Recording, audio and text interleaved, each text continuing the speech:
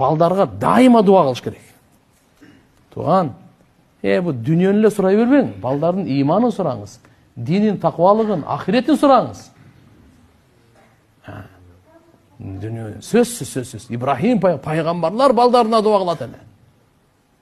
Пайгамбарлар дуа кылат эле. Не деп? Ушу балдарым намазхан болсун деп дуа кылат эле. Ибрахим пайгамбар. Я Аллах, мынакей балдарым таштап кетип атам Меккеге. Булар бул жерде намаз тургузсун деп. Я Аллах. Ошончо балдарга дуа кылышыбыз керек. Үчүнчү, анан алхамдулилля кичине үйдө канча болсо, мүмкүнчүлүк болсо, балага катып элекпи, кичине намазга кошо жыгыңыз. Daaratка, намазга, кичине таалимге. Бизде деле үйдө ушундай. Жалпы мусулмандардын үйүндө катарында эле алхамдулилля музыка, даңгур жок. Эмгеде телефон эме атым эле мультфильм, фильмдер эле болуп калбаса, атак бирок күн сайын Куран окушат.